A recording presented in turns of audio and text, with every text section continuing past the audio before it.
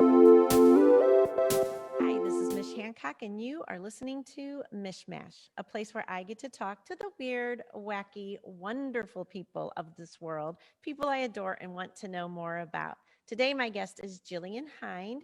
She finds talent for Square, which creates products and services that push boundaries and innovates business. She's looking for curious, hardworking leaders to join the team and to help empower their global community of sellers. She also happens to be the head of corporate relations of TecxStLouis and my good buddy. Hi, Jill. Hello, that was a nice intro. Well, you write well for on your LinkedIn profile, so. Oh, that's funny. That's funny. So, which Oh, category do I fall into? Am I weird, wacky, or wonderful? all three actually, but weird in a good way and wacky in a good way. Not like, oh, they're wacky. Like that would, oh, they're so wacky. They're so She's weird. That's weird. the not She's good way. real weird. So we met because you reached out to me and you're like, "Hi, let's go talk." And I was like, there is something about her. I got to go check her out." And I was glad I did. Cuz look at all the cool stuff we've done since we've met. What an adventure it's been since then. Have we reached our 1 year anniversary yet? When is our 1 year anniversary? I don't know. I didn't take notation of it. That was pre-COVID. I'm hard. My memory is not working great for pre-COVID. Like I feel like I crossed into an alternate universe at some point, Yeah, and so everything's yeah. like doesn't make sense. This is like BC before COVID. That's Yeah, what it's this just is. yeah. There you go. I think that's going to be a new term. That was PC. That was PC. Here we are, COVID Yeah, times. So and here you we and are. you were with Square then when we met. Yeah, I was with Square then. I was new at Square then. So I had joined TEDx with you and Square around the same time. Yep. Um, so it felt like this huge leap into all of the innovative stuff that St. Louis had to offer. So it just Also felt real like a St. match Louis made in stuff. heaven for me. I Yeah, know. yeah, Well, and so talk about yeah. Square though, because Square is really interesting. Soon to be my neighbor. I'm going to see Yes, them all I outside know. my loft soon. I can wave Uh-huh. to you. We And I'm like gonna wait. I'm gonna wave at you. we'll have a That'll be time fun. of day where you just like wave at me. Yeah, I'll look I over. love There's that. I Jill's love that. little hand waving. You need one of those telescopes so you Just can kind see of me. like, That'll be so well, fun. that would be weird and stalkery, but maybe Mhm. fun. You're right. You're right. I don't know. But But yeah, anyway, so Square is it's a San Francisco based company. So, we compete for talent, Google, Facebook, LinkedIn, all of the really cool, fun tech places to work for. And so because of that, we have a really similar culture because we have culture carriers that go across multiple of these organizations. But St. Louis is the second largest site in the US, and we have around 800 to 900 people here. And we're looking to expand that to around 1,500. So when wow. we do finally go, yes, when we do finally jump into that building, which we're anticipating will be open in January, we're going to start growing. And that's where the team that I'm on, we're going to start doing lots That's of work to go from 900 to 1,500 in the next year or so. It's that's a a lot of that's a that's a big lot of hustle. goal.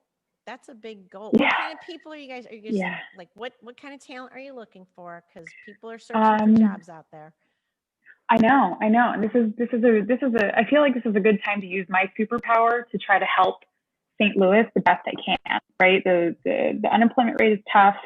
I've got jobs. They've got talent. So the Square coming and opening and launching in St. Louis or expanding in St. Louis at this time, I feel like is just is exactly what we needed. So we are bringing in a lot of people, which I think people are surprised about this, is that we need people with restaurant experience, restaurant and retail, That makes and sense. nobody thinks to put this on their resume. So we need people that have backgrounds in the clients that we serve. So our sellers, they essentially, we need to understand and speak their language. And so people who have really good experience in those spaces are exactly the type of talent we're looking for. That's so Yeah. cool. And that's weird because I get it. Like I would think you're like, well, restaurant experience and I'm going for this kind of a job. That doesn't really make sense, but it actually does make sense. That's cool. For Square, it does. For Square, it does. And, St. Louis has a thriving restaurant industry that's been impacted really significantly. Right. And right now, a lot of the people who have been let go, they're people that I want to pick up. So, All right. that's my mission right now. I So Oh, I'm so glad I asked you that. I'm That's glad you good. asked me that That's really too. good. Could this be the headliner? Yes, restaurant workers Mm-hmm. needed. There you go. But at Square, are they opening a restaurant at Yeah, Square? Yeah, no, I love that's it. so funny. So Yep. then, um, Yeah. you have been instrumental in TEDx and really helping us to we we've we needed someone to help us really reel in and figure out the partnership part of what we do. Mm-hmm. And that has been Yeah, quite an adventure for you and I and Steve, hasn't it? it has. It has. And I remember our first coffee. I had no idea what role I wanted to play in being a part of whatever chemistry you and I had. I didn't know where it was going to land or what was going to come out of it.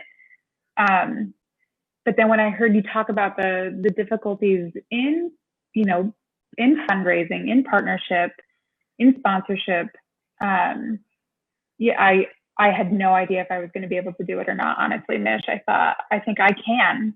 I'm willing. I'm I'm able. We're putting So down let's see some if I can really awesome execute. foundation for it, right? It's so much Yeah. more. So, for everyone out there that has started a nonprofit, you probably have a lot of the same story we did. You're all passionate and drive. You're like, woo, let's do this. Oh, we're doing this Mm-hmm. amazing thing. Yay. Come partner with Yeah. us. And it's so much more than that.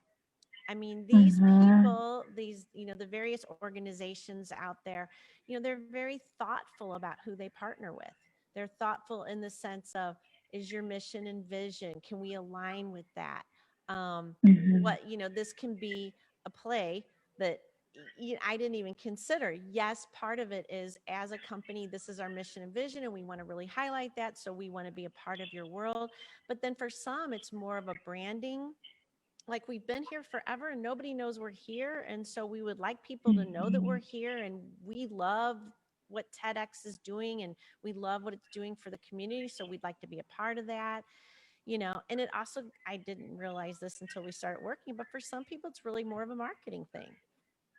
Mm-hmm. Yeah. And I think expanding when we really broke it down into its bare pieces, right? We knew that we wanted sponsorship to look like a real partnership. Yes, very And important. we're at the point where we're so close to that. Our partners and our sponsors are in lockstep with us. We want them to help create and shape the vision for what these future events and the talks, and we want to really make sure that partner means partnership. So Right. figuring out like what does partnership really look like, and how can we make this a sustainable, scalable, real, how can we give them a degree of influence? And I think, that we've gotten to the point where we've changed this model and we're expanding this and we've got the right stuff in place. It's So I think fun. partnership is really going to, it is fun. Who knew that this was going to be, I would do this full time if I could. I I definitely, think all definitely of would. us would. We would if we could. But we're all Yeah. volunteers. That's what we are. Yeah. We're And volunteers, I and and I think that shows our partners. That shows our partners how deeply passionate we are about getting this work done. We're not here because it's easy. It is not. It is a lot of work, and we're building out a huge team. So it's obvious that there are a lot of people that share our passion, right? yes, And and that so want to help now what? show off St. Louis like we want to, which is a big Mm-hmm. part of what we do is, um, you know, I've said it before, I'll say it again, PR, that's what St. Louis could use, some good PR. And It needs to we be would our, love to be seen in that bigger light simply because we showcase the amazing talent of St. Louis. We put yeah, speakers on that yeah. stage that are doing very important work. So, Mm-hmm. and we, yeah, and oh, I feel like we're job recruiting because now I'm going to say, what kind of people do we need to volunteer for TEDx? Yes. Oh my gosh. Well, we need We an need, assistant.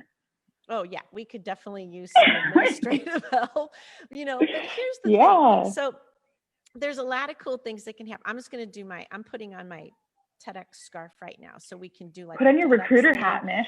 Put it Mish, on. recruit. Do it. I'm Do it. recruiting. Well, no, I mean, so we have built out our teams. Like we have bigger and bigger teams happening all the time. So if you anyone out there that's like looking for a cool volunteer gig that either utilizes the skill set you have now or there's a skill set you want, you can learn it from Yeah. us by volunteering. Yeah.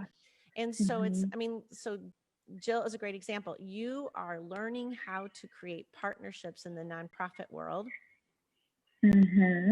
but you brought a Yeah. lot of I've never amazing fund. insight and thoughts. So it was pretty Yeah, great. I've never Um, fundraised before, right? But this is where and I'm gonna play ball with you with my recruiter hat, right? So you even said if you have a skill that you want to stretch and you don't have it, right? Like so many people talk about the idea of transferring jobs or trying to get into a new space.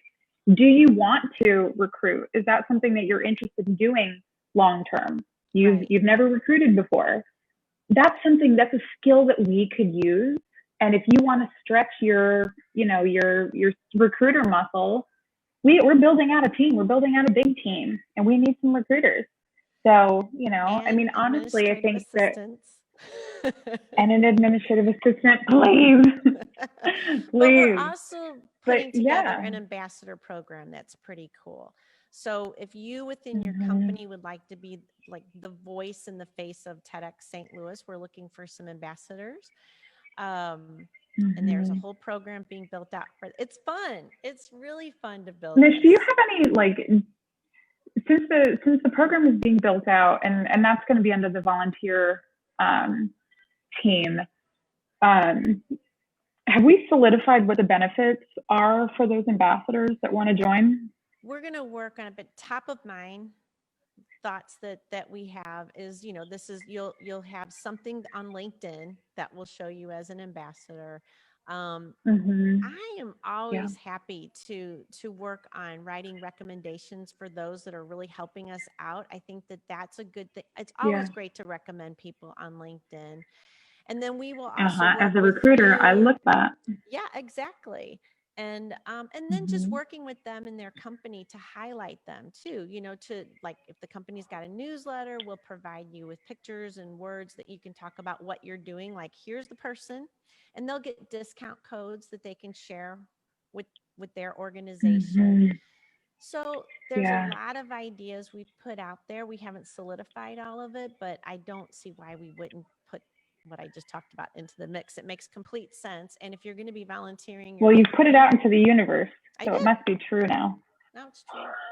Look at me go. It is So those as it are is.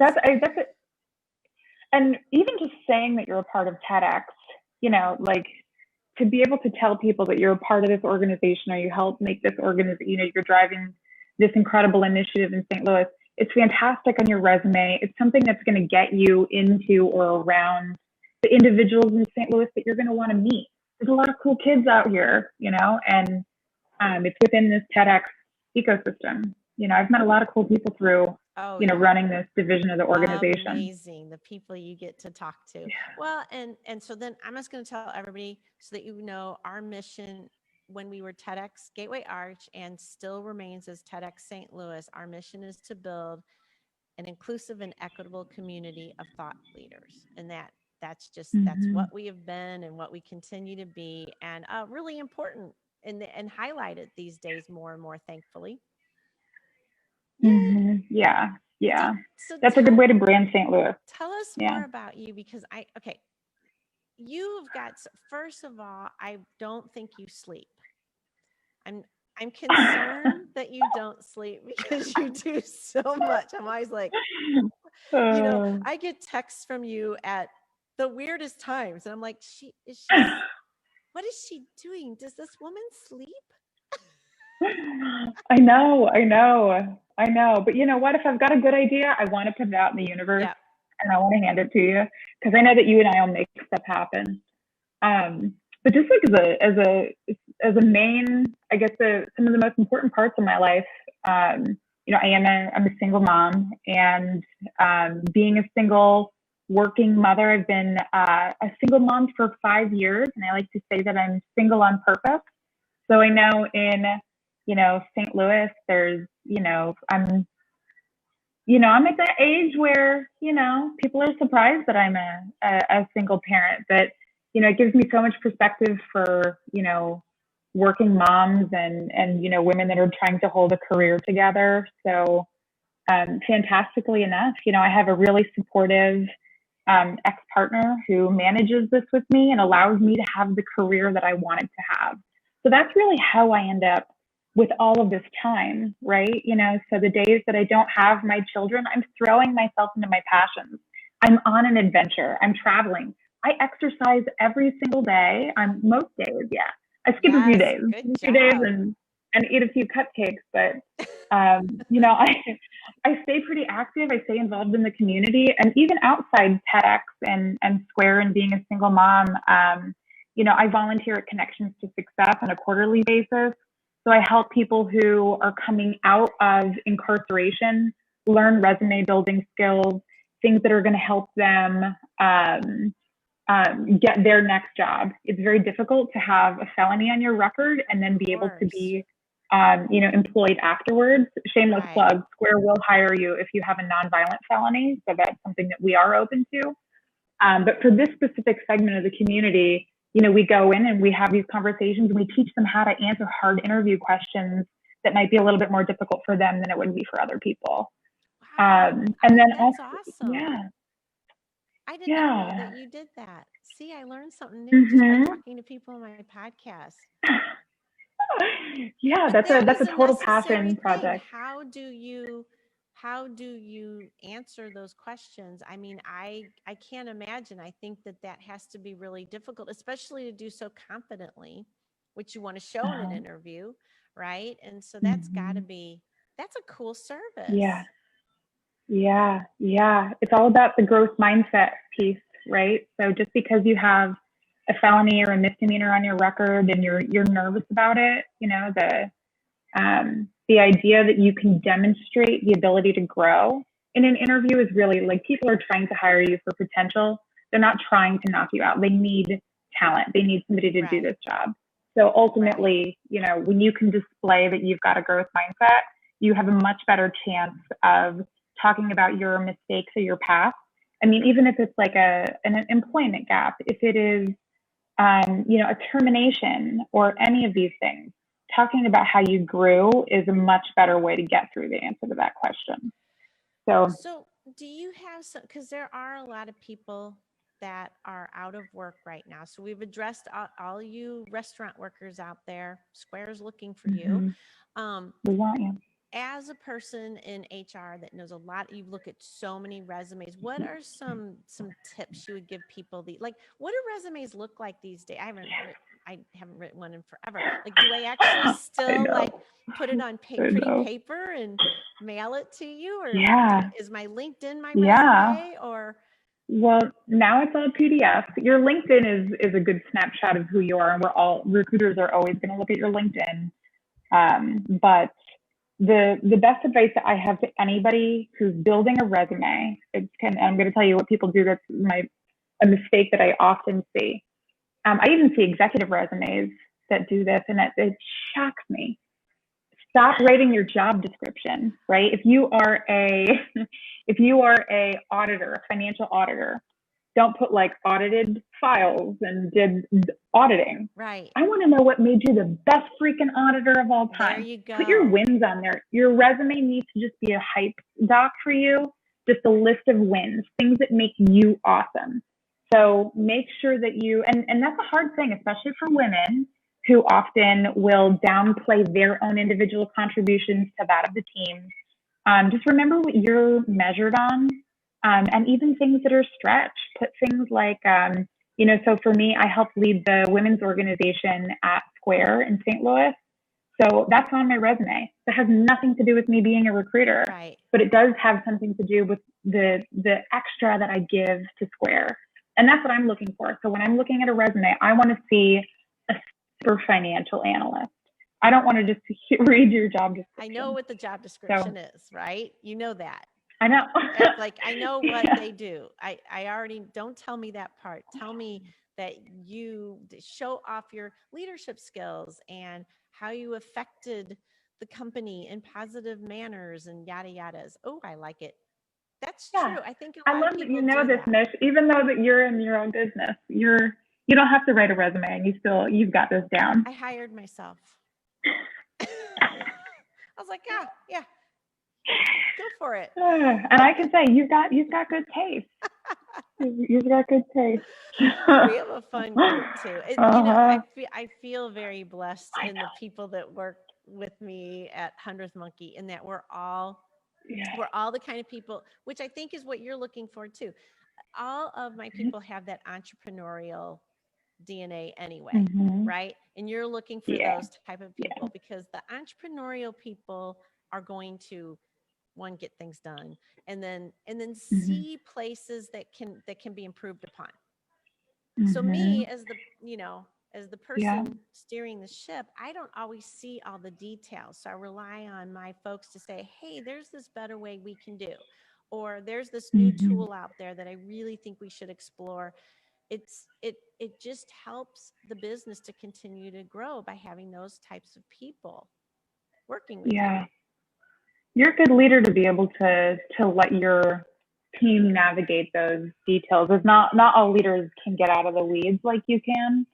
And I can say as somebody that's if you're micromanaging me, I I will know. not work well for you. I can tell you right now. Like if I feel like you're watching every single, and in fact, my whole team's this way. They will start to make mistakes if they're being micromanaged. It makes all of us nervous. I don't know what it is, but micromanaging to me is like, please go away. Let me work on this and get it done. And don't put out like the whole, when is this going to be done? When is this going to, and it's like, wait a minute, wait. We're still testing. We're still testing things. You're not going to be done. Like there's forever projects where it's like, we're just keep moving it forward and forward and forward. Understand And then the even as a process. leader, but even as a leader, somebody's micromanaging their team. Do you not feel like you've hired the right people to let them do what you've hired them to do? Right? Like, right. That's important to know that you've got a team and to trust your own ability to build a team, and then let them do their work. And you can get a lot more done.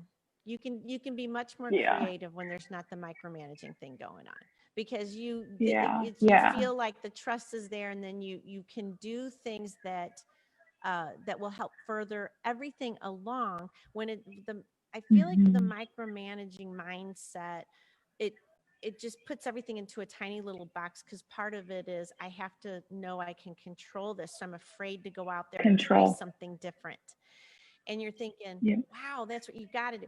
Get out of your comfort zone, right? Getting out of your comfort zone is where growth happens. It's where you get to learn more and more about what you're doing, and add some spice.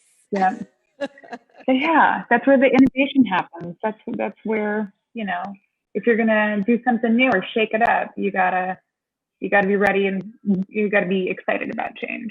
Well, this is awesome information, especially for people looking for employment right now. Very helpful. Is there anything do you like when they do something like send you a video or show you a picture of their dog? Oh, that's funny. You mean like if you mean as a candidate, if somebody was a candidate? Yeah. Is that what you mean? Yeah. Okay, well, I'll tell you, one, we have to all be like very aware of our biases, but I know what my bias is, Okay. right? So if you're ever in an interview with me and you totally want to nail it, funny works for me. All right. Funny will get you a little bit farther with me, definitely, because, you know, my perspective is I'm about to introduce this person to my stakeholder, somebody that I care about, Mich, whether that be you and, you know, I'm delivering a partner to you, or if I'm delivering a candidate to one of my hiring leaders. I have to put my name on that. So, Right. you know, if it doesn't work out, at least they were funny. There's my philosophy. At least it was a good time. Show up with some fun jokes. Be ready. Be spontaneous. I love it. That's awesome. Yep. All right. So I have some fun questions for you. Speaking of funny, no. Oh, Funny, but I have fun questions. Are you ready? Yeah, I'm ready. So when I stalked you, I noticed that you worked at a theater. Oh, yes. Did you ever meet any celebrities? I met a bunch of them, actually. So when Peabody Opera House, a lot of people, when Peabody Opera House opened in, I think it was 2005, when it reopened, you remember it used to be the Keel Auditorium? Yep. And it was this huge gem in St. Louis that was covered in dust. It was so disgusting.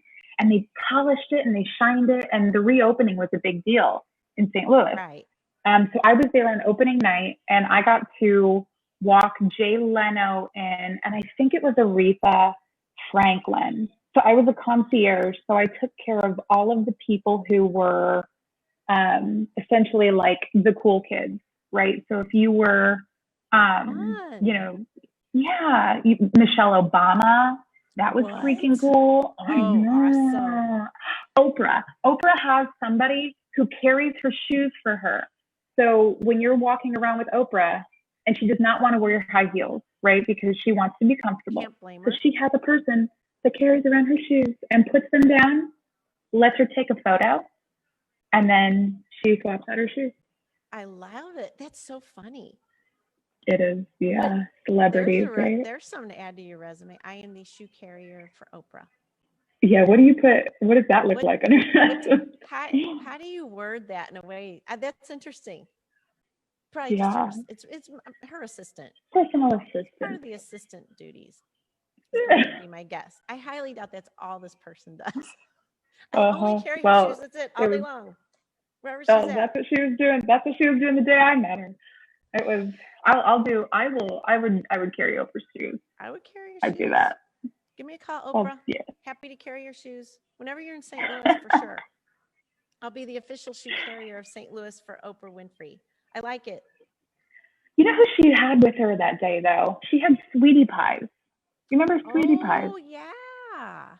Have you ever talked to her through, you know, they had the TV show and, yeah, I you know, they were pretty. And I had a friend a friend with Spectrum that knew them, and I never got an intro, but that would be an awesome intro. Mish, when this pandemic is over, we need to go get some soul food. Okay. That's what I'm hearing. Actually, there's a place right around the corner from me that I haven't tried out that we could go to. No, but we need Sweetie Pies. So we can get Sweetie Pie. Okay. We can get Sweetie Pie in the podcast. All right, I have another question for you.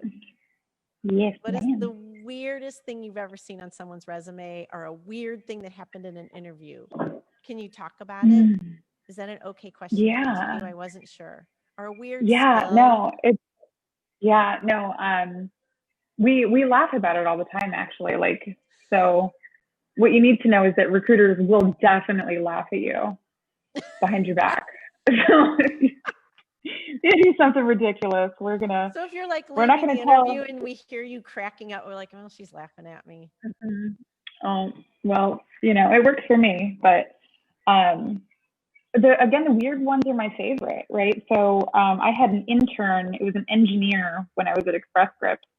And one of his skills, and I don't know if he was trying to test to see if people are really reading his resume or what, but it was like that he's the ping pong champion, and that he can hold his breath for 60 seconds.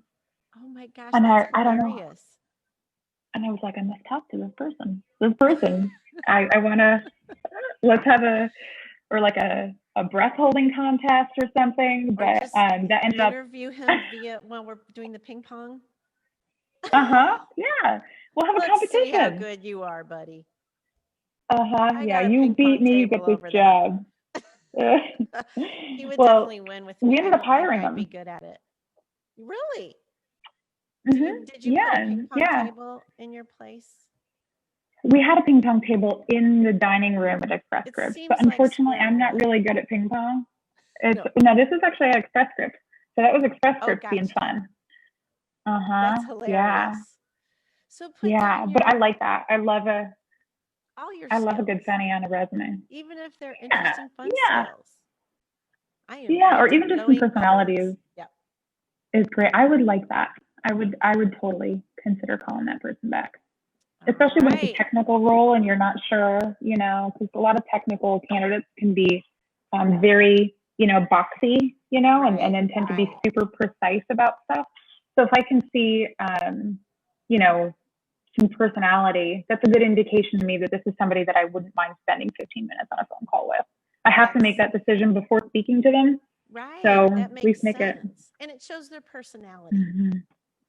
I love it. Yeah, I like that. Write down all your skill Yeah. sets. All right. Tell us one of the funniest things your children have ever said to you. Kids do hilarious Oh my things. God. Okay, I know exactly what it is. So Kennedy, my youngest, who's now 5, has just gotten a makeup set, right? This is like 6 or 7 months ago. So she had just gotten this makeup set, and in her attempt to persuade me to wear makeup or allow me to let her do my makeup, I told her, I said, Kennedy, I'm pretty anyway. She was like, well, you're not pretty without makeup. And I was thinking, like, oh my God, I've got this recorded. Actually, I have a better one, and it's even actually way cuter. So I was recording my face, right? I was going to send it to my girlfriend, and I was like, look at these wrinkles. I had just turned 30 or whatever, and Oh my gosh. I was trying to I was looking at my wrinkles, and I feel like my wrinkles are smiles. I have smile wrinkles, right? So if you're going to have wrinkles, these are the ones to have. These are the ones that these are a life well lived. And so Kennedy hears me saying that I have wrinkles, and Kennedy, she goes, I want some sprinkles. And I said, no, Kennedy, they're not wrinkles, sprinkles, they're wrinkles. And Kennedy was just hungry. She just wanted to eat something. What are these sprinkles you keep talking about? Can I have some? And I heard that they're smile sprinkles. I mean, this is sounding good to me. Actually, smile sprinkles really does sound good. That does sound like a company that we should start with different types of sprinkles. Someday I'm going to turn my sweet tooth into I'm going to monetize my sweet tooth. Mish, I could eat a snack right now. I made gooey butter cake. Do you want? I'll send some over. It's gluten-free. It was my birthday. Gluten-free. I know. How was your birthday? It looked like you had a fun celebration. Birthday. Yeah. I turned 1 whole year older. Spent it with my kids, and I spent it with my kids and my friends in the front yard, and just tried to do some socially distanced birthday party. Stuff. I like it. Yeah. But it was nice. It was surrounded by love. That's what we need. We need more love. The world needs more love. That has always been the case. Yeah. Despite the fact that the world is burning, I feel like I'm pretty lucky. Yep. Yes, we are blessed people with a lot that's going on out there. Well, thank you, ma'am. This has been fun. Yeah, good. Well, I hope that, if any of your viewers have, questions, or if, they're interested in, skilling up or trying to pursue a job that they feel scared about, right? Like, one of the things that I'm most passionate about in the whole world, Mish, is the ability to try to help women pursue an even deeper career, to actualize the career of their dreams. And if there's a woman out there, it does not matter if you are my candidate or you're applying to Square or not.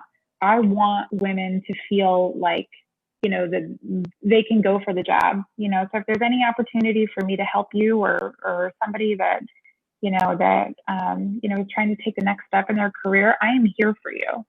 I love it. Well, so now if somebody wants to apply for a job at Square, where do they go? How do they start? They're going to go to the career site. They're going to go and they're going to find the job that they want on the career site, right? So it's going to be a big old list of them.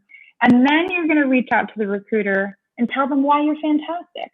And here's a hint. The reason that you're fantastic for the job isn't because you want it really bad. The reason that you're fantastic for the job is because you'd be great at it. So, learn to, do that elevator pitch, shoot me an email, tell me why you're fantastic, and I'll listen. I love it. Thank you, Jill Hind. Yeah, thank you, Mitch. I adore you too. This has been a very good interview. I'm glad we did this. We got to show off Square, we got to show off TEDx, and we got to show off Jill Hind. Yay, cool. Awesome. Well, I'm sure I'll see you again pretty soon. All right, well, hang on. I'm gonna do our outro, and then you and I can hang on and talk a little bit more. Awesome. Cool. All right. So for everybody out there, you've been listening to MichMash Podcast. Thank you so much for joining us today, and spread lots of love. We need more love. All right. Have a good day. Bye.